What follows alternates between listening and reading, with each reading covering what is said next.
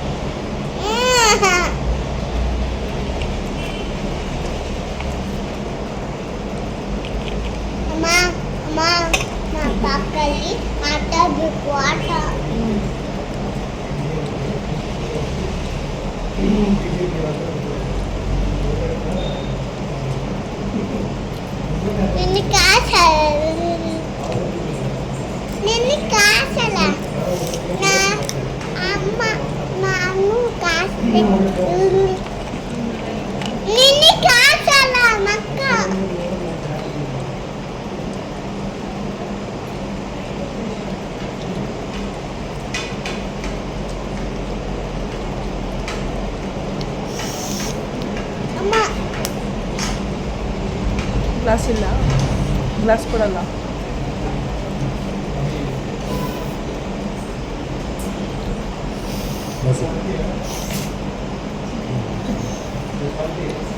Glass ಇಲ್ವಾ?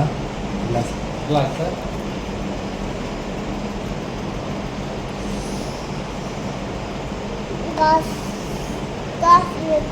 Super star ಸದ್ಯ ಪುಡ್ಸಮ್ ಬಂತ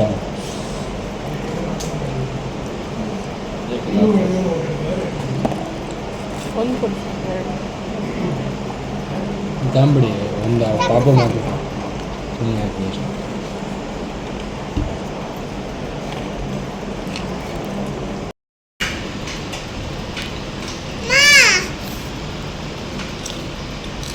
ಏನು ನಿನಗೆ ಕಾಣಿಸಲ್ಲ? ನಿನಗೇನೋ ಕಾಣಿಸ್ಬೇಕು.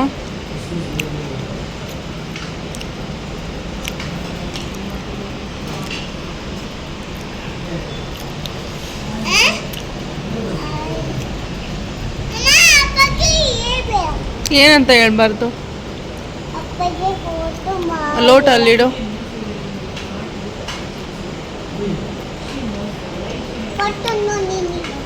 ಫೋಟೋನು ಅಪ್ಪ ಫೋಟೋ ತೆಗಿಬಾರ್ದಾ?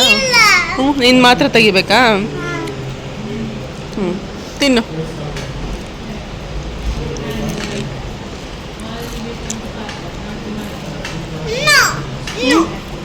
ಸಾಕು.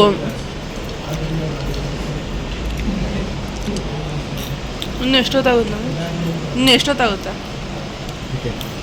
ಹೇಳಿದೆ.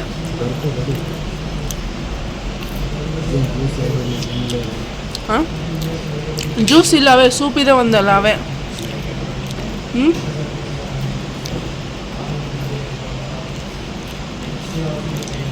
ಟೊಮೆಟೊ ಸೂಪ್ ಚೆನ್ನಾಗಿ ಊಟ ಮಾಡಿ ಹೋದಂಗಲ್ಲ, ಅದು ಕೆಲಸ ಮಾಡ್ಬೇಕು.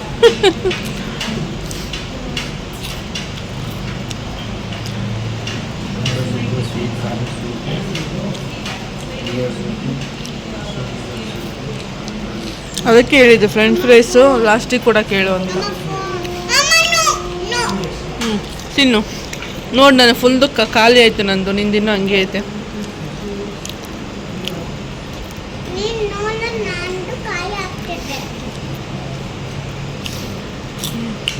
ಸರಿ ತಿನ್ನು, ತಿಂದ ಮೇಲೆ ಹೇಳು, ಓಕೆನಾ? ಆಯಿತು.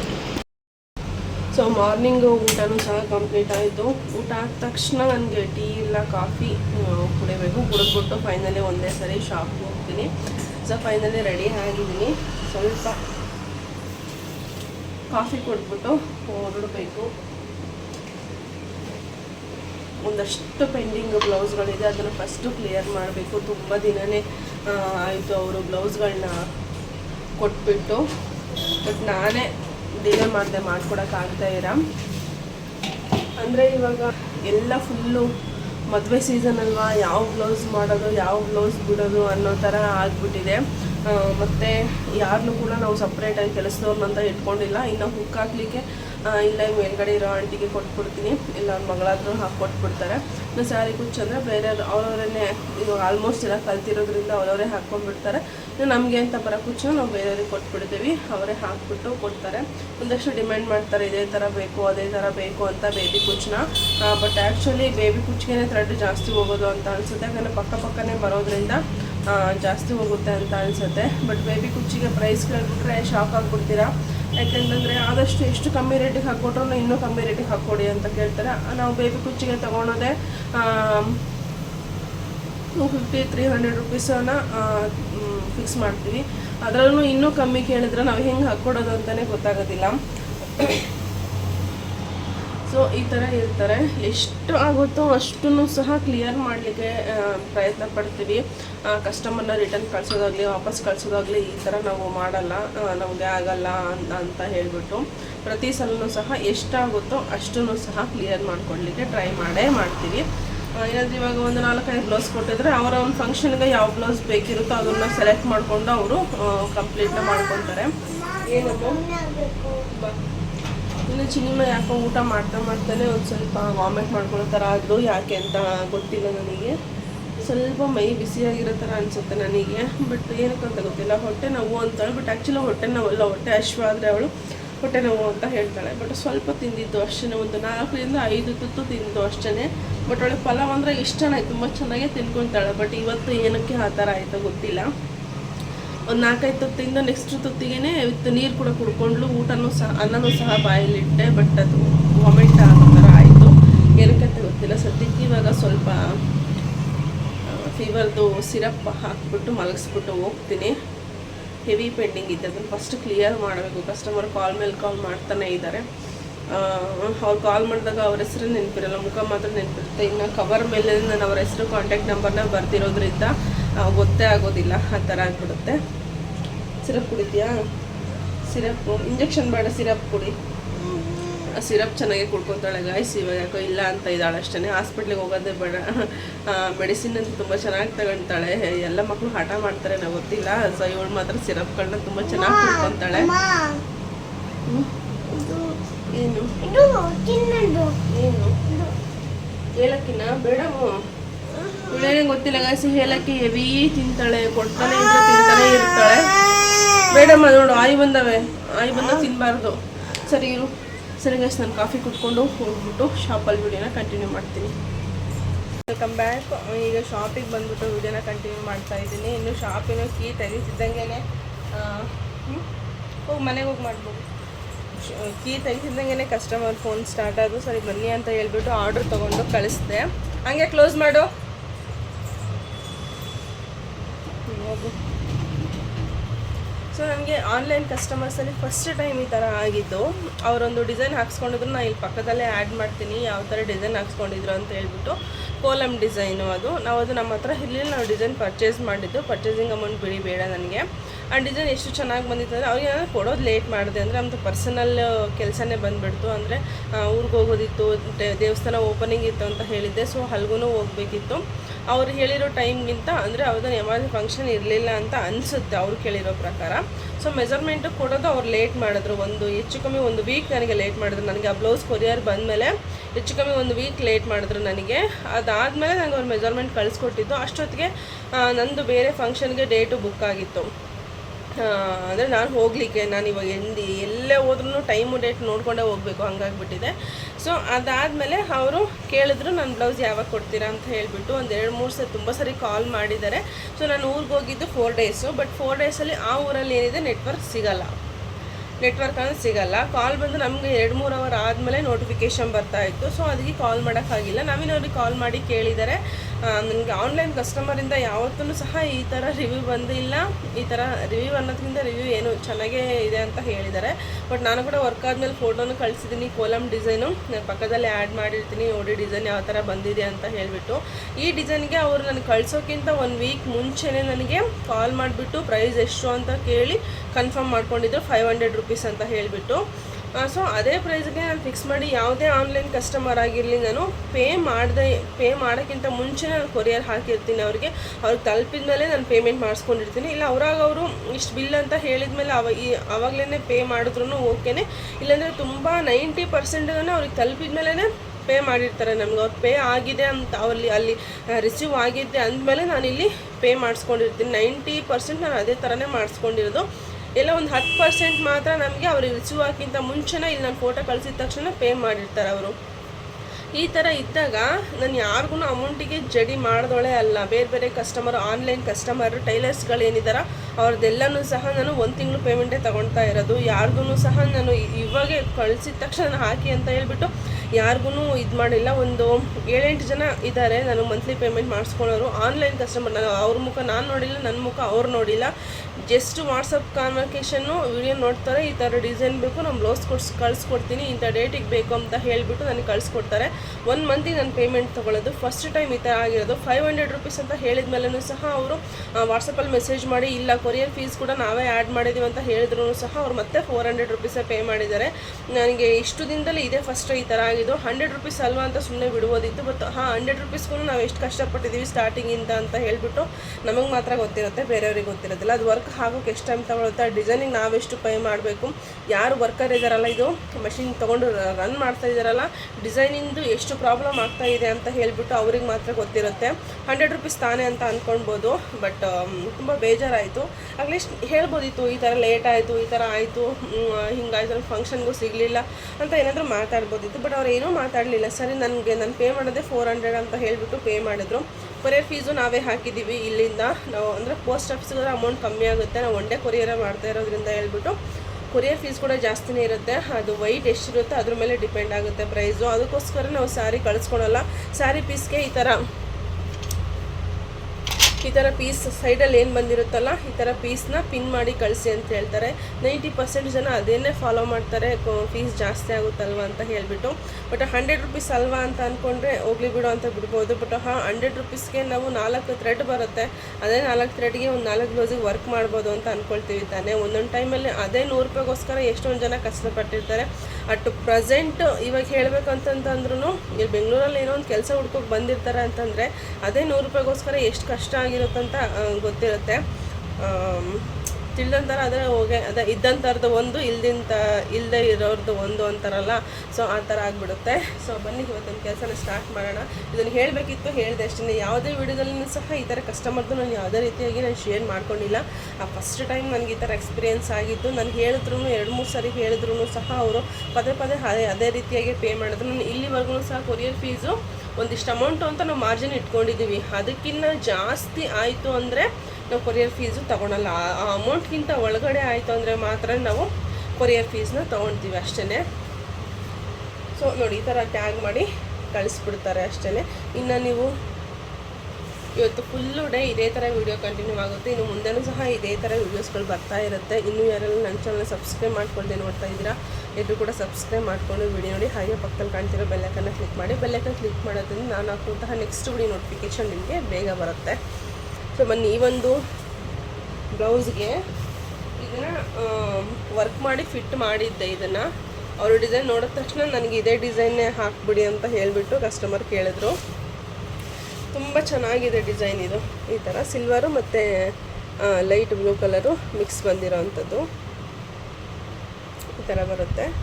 ಇದನ್ನು ಸೇಮ್ ಜಸ್ಟ್ 500 ರುಪೀಸ್ಗೆ ವರ್ಕ್ ಮಾಡಿ ಕೊಟ್ಟಿರೋ ಅಂಥದ್ದು ಈ ಥರ ಬರುತ್ತೆ.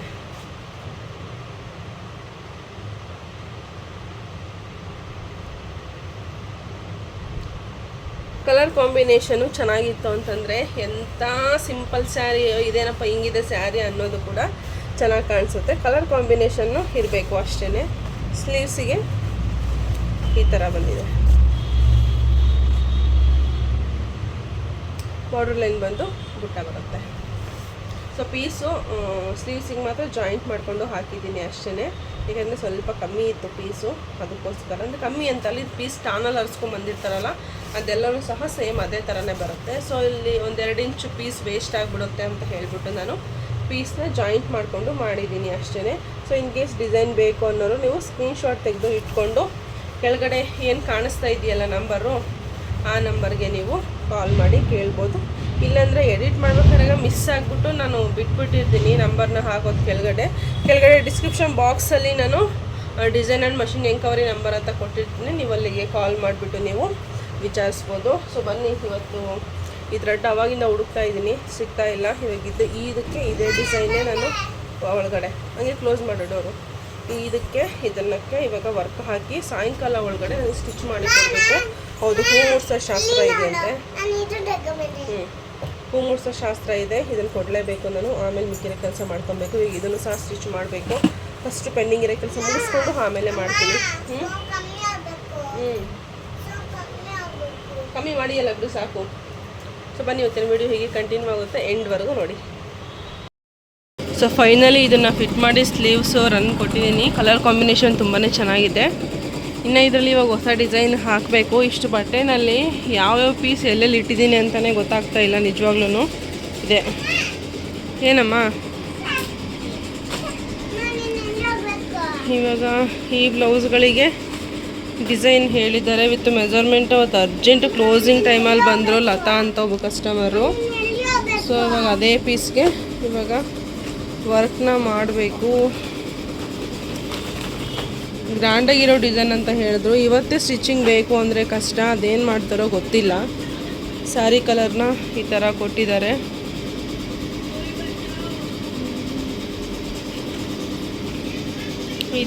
ಇದು ಸ್ಯಾರಿ ಕಲರ, ಇದು ಸ್ಯಾರಿ ಕಲರ, ಎರಡು ಕನ್ಫ್ಯೂಸ್. ಆವಾಗ ಅವ್ರನ್ನೇ ಕಾಲ್ ಮಾಡಿ ಕೇಳಬೇಕು. ಇದಕ್ಕೆ ಸ್ಯಾರಿ ಕಲರು ಇಲ್ಲಿ ಬಿಟ್ಟಿದ್ದೀನಿ ಅಂತ ಅಂದರೆ ಸಿಲ್ವರ್ ಕಲರ್ ಬರುತ್ತೆ. ಇದು ಲೈಟ್, ಇನ್ನು ಸ್ವಲ್ಪ ಪಿಂಕ್, ಇದಕ್ಕಿಂತ ಲೈಟ್ ಕಲರ್ ಸಿಕ್ಕರೆ ಹಾಕಿ ಅಂತ ಹೇಳಿದ್ದಾರೆ. ಇದು ಇವಾಗ ಇದೆರಡಕ್ಕೂ ಸಹ ಡಿಸೈನ್ ಫಿಟ್ ಮಾಡಬೇಕು. ಯಾವ ಡಿಸೈನ್ ಹಾಕಿದ್ದಾರೆ ಅಂತ ಹೇಳಿಬಿಟ್ಟು ನಾನು ನಿಮಗೆ ವರ್ಕ್ ಇದು ಕಂಪ್ಲೀಟ್ ಆದಮೇಲೆ ನಾನು ನಿಮಗೆ ತೋರಿಸ್ತೀನಿ. ಇದಂತೂ ತುಂಬಾ ಚೆನ್ನಾಗಿ ಬರುತ್ತೆ ಬಿಡಿ, ಹೇಳಂಗೆ ಇಲ್ಲ. ಇದು ಡಿಸೈನ್ ಆಲ್ರೆಡಿ ನಾನು ಮುಂಚೆನೇ ತೋರಿಸಿದ್ದೀನಿ. ಬೇಕು ಅಂದರೆ ನೀವು ಮಷಿನ್ ಇರೋರು ನೀವು ಪರ್ಚೇಸ್ ಮಾಡ್ಬೋದು. ಚಿಕ್ಕ ಮಷಿನ್ಗೆ ಇದೆಯೋ ಇಲ್ವ ಅಂತ ಗೊತ್ತಿಲ್ಲ, ಬಟ್ ಬಿಗ್ ಮಷಿನಿಗೆ ಮಾತ್ರ ಎಲ್ಲ ಮಷಿನ್ಗೂ ಸಹ ಅವೈಲೇಬಲ್ ಇದೆ. ನೀವು ಡಿಸೈನ್ ಪರ್ಚೇಸ್ ಮಾಡ್ಬೋದು. ಸೊ ಇವಾಗ ಏನು ನೋಡ್ತಾ ಇದ್ದೀರಾ ಅಲ್ವಾ, ಇದೆಲ್ಲನೂ ಸಹ ಇವಾಗ 3 ಗಂಟೆಗೆ ಡೆಲಿವರಿ ಕೊಡಬೇಕು. ಈ ಥರ ಮೈಸೂರು ಸಿಲ್ಕ್ ಸ್ಯಾರಿಗಳಂತೂ ಇವಾಗ ಒಳ್ಳೆ ಯೂನಿಫಾರ್ಮ್ ಥರ ಆಗಿಬಿಟ್ಟಿದ್ದಾವೆ ಎಲ್ಲಾರ್ದೊಂದು. ಇವಾಗ ಇದೇ ಥರ ಸೀರೆ ನನ್ನ ಹತ್ರ ಇವಾಗ ಅಟ್ ಪ್ರೆಸೆಂಟ್ 4-5 ಸ್ಯಾರಿದು ಕಸ್ಟಮರ್ ಸ್ಯಾರಿ ಇದೆ. ಈ ಥರ ಬಾರ್ಡ್ರ್ ನೋಡಿ ಅಥವಾ ಅವ್ರ ಹೆಸ್ರು ಕವರ್ ನೋಡಿ ನಾನು ಡೆಲಿವರಿ ಕೊಡಬೇಕು. ಸೊ ಡಿಸೈನ್ ಅವರು ಮಷಿನ್ ವರ್ಕಲ್ಲಿ ಕೇಳಿದರು. ಸೊ ಇಲ್ಲಿ ನೋಡ್ತಾ ಇರ್ಬೋದು ಡಿಸೈನು. ಇದಂತೂ ಇದೇ ಥರ ಪ್ಯಾಟ್ರನ್ನಲ್ಲಿ ಒಂದು 4-5 ಪ್ಯಾಟ್ರನ್ ಇದ್ದಾವೆ. ಇದೇ ಪ್ಯಾಟ್ರನ್ನಲ್ಲಿ ನಾವು ಬೇರೆ ಬೇರೆ ಡಿಸೈನ್ಗಳನ್ನ ಸಹ ನಾವು ರೆಡಿ ಮಾಡ್ಕೊಂಡಿದ್ವಿ. ಇದು ಫ್ರಂಟ್ ಬಂದುಬಿಟ್ಟು ನಾರ್ಮಲ್ ಬ್ಲೌಸನ್ನೇ, ಪ್ರಿನ್ಸ್ ಕಟ್ಟು ಯಾವುದೇ ರೀತಿ ಅಲ್ಲ, ಜಸ್ಟು ಎಲೆ ಶೇಪಲ್ಲಿ ಬರುತ್ತೆ ನಿಮಗೆ, ಸ್ವೀಟ್ ಆರ್ಟ್ ಅಂತಾರಲ್ಲ, ಸೊ ಆ ಥರ. ಸ್ಲೀವ್ಸಲ್ಲಿ ನಾರ್ಮಲ್ ಬಾರ್ಡರ್ ಲೈನ್ ಬಂದು ಬುಟ್ಟ ಬರುತ್ತೆ. ಸೊ ಇದು ಡಾರ್ಕ್ ಮತ್ತು ಲೈಟ್ ಕಲರ್ ಕಾಂಬಿನೇಷನ್ ಇದ್ದರೆ ಈ ಡಿಸೈನು ತುಂಬಾ ಚೆನ್ನಾಗಿ ಕಾಣಿಸುತ್ತೆ. ಸೇಮ್ ಡಿಸೈನು ಬಟ್ ಬೇರೆ ಪ್ಯಾಟ್ರನ್ನಲ್ಲಿ ಇನ್ನೂ ಒಂದು ಡಿಸೈನ್ ರನ್ ಆಗ್ತಾ ಇದೆ. ಇನ್ನು ಇದು ಈ ಥರ ಬರುತ್ತೆ ಸ್ವೀಟ್ ಆರ್ಟ್ ನೆಕ್ಕಲ್ಲಿ, ತುಂಬಾ ಚೆನ್ನಾಗೇ ಬರ್ತವೆ. ಇದೇ ಹೇಳ್ತಾ ಇದ್ದೀನಲ್ಲ, ಇದೇ ಪ್ಯಾಟ್ರನ್ನಲ್ಲಿ ಇದೇ ಡಿಸೈನಲ್ಲಿ ಇನ್ನು ಬೇರೆ ಬೇರೆ ಡಿಸೈನ್ ಅಂದರೆ ಬೇರೆ ಬೇರೆ ಪ್ಯಾಟ್ರನ್ಗಳು, ಪಾಟ್ ನೆಕ್ ಆಗಿರ್ಬೋದು ಅಥವಾ ರೌಂಡ್ ಆಗಿರ್ಬೋದು. ಆ ಪಾಟ್ ನೆಕ್ಕಲ್ಲೇ ಬೇರೆ ಬೇರೆ ಶೇಪ್ಗಳಿದಾವಲ್ಲ, ಸೊ ಆ ಥರ ಶೇಪಲ್ಲಿ ಅವೈಲಬಲ್ ಇದೆ. ಹಾಗೆ ನಾನಿಲ್ಲಿ ಮಷಿನ್ ವರ್ಕಲ್ಲಿ ಡೋರಿ ಕೊಟ್ಬಿಟ್ಟು ಇದನ್ನು ಕೊಟ್ಟಿದ್ದೀನಿ ಅಷ್ಟೇ. ಸೊ ಹಾಗೆ ಇವ್ರದ್ದೇ ನಾರ್ಮಲ್ ಸಿಂಪಲ್ ಬ್ಲೌಸ್ ಕೂಡ ಕೊಟ್ಟಿದ್ರು. ಸೊ ಒಂದು 5 ಬ್ಲೌಸ್ ಕೊಟ್ಟಿದ್ರು, ಸಿಂಪಲ್ ನಾರ್ಮಲ್ ಸ್ಟಿಚಿಂಗ್ ಅಷ್ಟೇ, ಸಿಂಗಲ್ ಬ್ಲೌಸು. ಸೊ ಇದನ್ನು 3 ಗಂಟೆ ಡೆಲಿವರಿ ಕೊಡಬೇಕು. ಇದೇ ಥರ ಪ್ಯಾಟ್ರನ್ಗಳದ್ದು ನಾನು ಸುಮಾರಷ್ಟು ಮಿಸ್ ಮಾಡ್ಕೊಂಡಿದ್ದೀನಿ. ಸೊ ಅದಕ್ಕೋಸ್ಕರ ಇವಾಗ ಯಾವ್ಯಾವಾಗ ಡೆಲಿವರಿ ಆಗುತ್ತೋ ಅವಾಗೇ ವೀಡಿಯೋ ಮಾಡ್ಕೊಳ್ಳೋದಕ್ಕೆ ಟ್ರೈ ಮಾಡ್ತಾಯಿದ್ದೀನಿ. ತುಂಬಾ ಚೆನ್ನಾಗಿ ಬರುತ್ತೆ. ವಿತ್ ಐರನ್ ಕೂಡ ಕೇಳಿದರು, ಮಸ್ಟರ್ಡ್ ಶುಡ್ ಅವ್ರು ಐರನ್ ಮಾಡಿಕೊಡ್ಲೇಬೇಕು ಅಂತ ಕೇಳಿದರು. ಬಟ್ ಈ ಮೈಸೂರು ಸಿಲ್ಕ್ ಸ್ಯಾರಿನಲ್ಲಿ ಹೆಂಗೆ ಅಂದರೆ ನಾವು ಎಷ್ಟೇ ಐರನ್ ಮಾಡಿದ್ರೂ ಸಹ ಅದು ಕೂರಲ್ಲ, ಅದೇ ಥರ ಎತ್ಕೊಳ್ತಾನೆ ಇರುತ್ತೆ. ಏನೋ 5 to 10 ಮಿನಿಟ್ಸ್ ಅದೇ ಥರ ಇರ್ಬೋದು ಅಷ್ಟೇ, ಮತ್ತು ಅದೇ ಥರ ಎತ್ಕೊಳ್ತಾನೆ ಇರುತ್ತೆ. ತುಂಬಾ ಚೆನ್ನಾಗಿರುವಂತಹ ಮಷಿನ್ ವರ್ಕು ಬ್ಲೌಸ್ ಡಿಸೈನು. ನಿಮಗೇನಾದರೂ ಇಷ್ಟ ಆಯಿತು ಅಂತಂದರೆ, ಈ ಡಿಸೈನ್ ಇಷ್ಟ ಆಗಿದ್ದರೆ ನನಗೆ ಒಂದು ಕಮೆಂಟ್ನ ಮಾಡಿ. ತುಂಬಾ ಯೂನಿಕ್ಕಾಗಿರುವಂತಹ ಡಿಸೈನ್ ಇದು, ಹೇಳ್ಬೇಕಂದ್ರೆ ತುಂಬ ಗ್ರ್ಯಾಂಡ್ ಲುಕ್ಕು ಕೊಡುತ್ತೆ ಅಷ್ಟೇ. ಸೊ ಇವ್ರದ್ದು ಇನ್ನೂ ಇವತ್ತು ಡೆಲಿವರಿ ಕೊಡಬೇಕು. ಕವರ್ ಪ್ಯಾಕ್ ಮಾಡಿ ಇಟ್ಬಿಟ್ರೆ 3 ಗಂಟೆಗೆ ಹಂಗೆ ಎತ್ತಿ ಕಳಿಸ್ಬೇಕು ಅಷ್ಟೇ. ಸೊ ಇನ್ನು ವರ್ಕ್ ಆಗ್ತಾ ಇರೋದು ನಾನು ಕಂಪ್ಲೀಟ್ ಆದಮೇಲೆ ತೋರಿಸ್ತೀನಿ. Hi, welcome back. ಇವಾಗ ಟೈಮ್ ಬಂದುಬಿಟ್ಟು ನೈಟ್ 10:30 ಆಗ್ತಾ ಬರ್ತಾ ಇದೆ. ಸೊ ನಾನು ಆವಾಗಲೇ ಏನು ವಿಡಿಯೋದಲ್ಲಿ ತೋರಿಸಿದ್ದೀನಲ್ವಾ ಡಿಸೈನು, ಸೊ ಫೈನಲಿ ಕಂಪ್ಲೀಟ್ ಆಯಿತು. ಇದು ತುಂಬಾ ಚೆನ್ನಾಗಿ ಬಂದಿದೆ. ಇದು ಇದೇ ಪ್ಯಾಟ್ರನ್ದು ಡಿಸೈನ್ ಬಂದ್ಬಿಟ್ಟು ಕೆಳಗಡೆ ಇಲ್ಲಿ ಟ್ರಯಾಂಗಲ್ ಶೇಪ್ ಬರುತ್ತೆ. ಇದ್ರ ಹಿಂದಿನ ವಿಡಿಯೋದಲ್ಲಿ ಯಾರು ಕಂಪ್ಲೀಟಾಗಿ ನೋಡಿರ್ತೀರೋ ಅವ್ರಿಗೆ ಗೊತ್ತಿರುತ್ತೆ ಡಿಸೈನ್ ಫೈನಲಿ ಯಾವ ಥರ ಬಂದಿರುತ್ತೆ ಅಂತ ಹೇಳಿಬಿಟ್ಟು. ಸೊ ಈ ಥರ ಫ್ರಂಟಲ್ಲಿ ನಾರ್ಮಲ್ಲು ಈ ಶೇಪಲ್ಲಿ ಫ್ರಂಟ್ ಬರುತ್ತೆ. ಹಾಗೆ ಸ್ಲೀವ್ಸು ಸೇಮ್ ಬಾರ್ಡರ್ ಲೈನ್ ಬಂದು ಬುಟ್ಟ ಬರುತ್ತೆ. ಈ ಥರ ಸೇಮ್ ಬಾರ್ಡರ್ ಲೈನ್ ಬಂದು ಬುಟ್ಟ ಬರುತ್ತೆ. ಇದ್ರ ಜೊತೆ ಹಾಕಿರೋ 2 ಬ್ಲೌಸ್ ಆಲ್ರೆಡಿ ಮಧ್ಯಾಹ್ನವೇ ಡೆಲಿವರಿ ಆಯಿತು. ಕಸ್ಟಮರ್ನ ಅಟೆಂಡ್ ಮಾಡಿಕೊಂಡು ಕೆಲಸ ಮಾಡೋದು ತುಂಬ ಕಷ್ಟ ಅನ್ನಿಸ್ಬಿಡುತ್ತೆ. ಸೊ ಇನ್ನು ಈ ಒಂದು ಬ್ಲೌಸ್ ಡಿಸೈನು ಸ್ಟಿಚ್ ಆಗಿದೆ. ಸೊ ನಾಳೆ ಹುಮ್ಮುಸ ಶಾಸ್ತ್ರ ಇದೆ, ಅಂದರೆ ಹುಡುಗಿ ನಮ್ಮದು ಅಂತ ಹೇಳಿಬಿಟ್ಟು ಮಾಡ್ಕೊಂಡು ಬರೋಕ್ಕೆ ಹೋಗ್ತಾ ಇದ್ದಾರೆ. ಡಿಸೈನ್ ಬಂದ್ಬಿಟ್ಟು ಈ ಥರ ಸ್ವಲ್ಪ ಥ್ರೆಡ್ ಕಟ್ ಮಾಡೋದಿದೆ, ಸ್ಟಿಚ್ ಮಾಡಿಬಿಟ್ಟಿದ್ದೀನಿ ನಾಳೆ. ಆಮೇಲೆ ನಾನು ಕಟ್ ಮಾಡಿಬಿಟ್ಟು ಕಳಿಸ್ತೀನಿ. ಇಲ್ಲೇ ಮನೆಯಿಂದಗಡೆ ಅವ್ರು 2 ಸಲ ಬಂದೋದ್ರು ಪಾಪ. ಒಂದು 1/2 hour ಅಂತ ಹೇಳಿದ್ರೆ ಸಿನಿಮಾ ಹಠ ಮಾಡ್ತಾಯಿದ್ಲು. ಅವಳಿಗೆ ತಿನ್ನಿಸಿ ಬರೋಷ್ಟರೊಳಗಡೆ ತುಂಬ ಲೇಟ್ ಆಗೋಯಿತು. ಸ್ಲೀವ್ಸ್ ಮಾತ್ರ ಅಟ್ಯಾಚ್ ಮಾಡೋದಿತ್ತು ಅಷ್ಟೇ. ಸೊ ಇದು ಬ್ಯಾಕು ಈ ಥರ ಬಂದಿದೆ. ಸೊ ಇದಕ್ಕೆ ಡೋರಿ ಏನು ಕೊಟ್ಟಿಲ್ಲ, ಜಸ್ಟ್ ಈ ಥರ ಫ್ಯಾನ್ಸಿ ಲಟ್ಕನ್ನು ಕೊಟ್ಟಿದ್ದೀನಿ ಅಷ್ಟೇ. ಡಿಸೈನ್ ಇದು ತುಂಬಾ ಇಷ್ಟ ಆಯಿತು ನನಗೆ, ಸಿಂಪಲ್ಲಾಗಿದೆ. ಹಾಗೆ ಫ್ರಂಟಲ್ಲೂ ಸಹ ಸೇಮ್ ಡಿಸೈನ್. ಸೊ ಅವ್ರ ಮೆಜರ್ಮೆಂಟು ಪ್ರಿನ್ಸ್ ಕಟ್ ಇತ್ತು, ಸೊ ನಾನು ಪ್ರಿನ್ಸ್ ಕಟ್ಟನ್ನೇ ಕೊಟ್ಟಿದ್ದೀನಿ. ಈ ಥರ ಬಂದಿದೆ. ಹಾಗೆ ಬ್ಯಾಗ್ ಈ ಥರ ತುಂಬ ಚೆನ್ನಾಗಿದೆ. ಬ್ಲೌಸ್ ಡಿಸೈನ್ ಬಂದ್ಬಿಟ್ಟು ಇದು ಪ್ರೈಸ್ ಬಂದುಬಿಟ್ಟು ನಾನು 500 rupeesನ ತೊಗೊಂಡಿರೋದು. ಸ್ಟಿಚಿಂಗ್ ಬಂದುಬಿಟ್ಟು ಸಪ್ರೇಟ್ ಇರುತ್ತೆ ಸ್ಟಿಚಿಂಗ್ ಪ್ರೈಸು. ಕೆಲವೊಬ್ಬರು ಹೆಂಗೆ ಅಂತಂದರೆ ವರ್ಕದು ಮತ್ತು ಸ್ಟಿಚಿಂಗ್ದು ಪ್ರೈಸ್ ಸೇರಿಸಿ ಹೇಳ್ತಾ ಇದ್ದೀನಿ ಅಂತ ಅಂದ್ಕೊಂಡ್ಬಿಡ್ತಾರೆ. ಸೊ ವರ್ಕ್ದೇ ಸಪ್ರೇಟ್ ಇರುತ್ತೆ ಪ್ರೈಸು, ಸ್ಟಿಚಿಂಗ್ದೇ ಸಪ್ರೇಟ್ ಇರುತ್ತೆ. ಸೊ ಇದು ವರ್ಕ್ ಪ್ರೈಸ್ ಮಾತ್ರ ನಿಮಗೆ 500 rupees ಆಗುತ್ತೆ. ನಿಮ್ಮ ಹತ್ರ ಮಷಿನ್ ಇದೆ ಅನ್ನೋರು ನೀವು ಆರಾಮಾಗಿ ಪರ್ಚೇಸ್ ಮಾಡ್ಬೋದು. ತುಂಬಾ ಚೆನ್ನಾಗಿ ಬಂದಿದೆ, ಕ್ಯೂಟಾಗಿ ಕಾಣಿಸುತ್ತೆ ಡಿಸೈನು. ಸಿಂಪಲಾಗಿ ಬೇಕು ಅನ್ನೋರು ಈ ಥರ ಹಾಕ್ಸ್ಕೊಳ್ಬೋದು.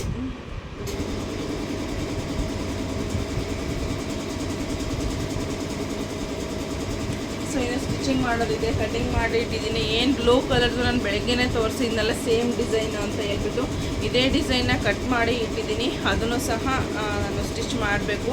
ಇವತ್ತು ಹಾಗಲ್ಲ, ಅಟ್ಲೀಸ್ಟ್ ಒಂದು 10-11 ಗಂಟೆಗೆ ಮಲ್ಕೊಂಡು ಅಟ್ಲೀಸ್ಟ್ ಬೆಳಗ್ಗೆ ಒಂದು 4 ಗಂಟೆಗೆ ಎದ್ದರೆ ಸೆಕೆ ಎಲ್ಲ ಇವಾಗ ಬೇಸಿಗೆ ಕಾಲ ಬೇರೆ, ಅಟ್ಲೀಸ್ಟ್ ಬೆಳಗ್ಗೆ ಬೇಗ ಕೆಲಸನಾದರೂ ಆಗ್ತವೆ ಅಂತ ಹೇಳಿಬಿಟ್ಟು ಅಷ್ಟೇ.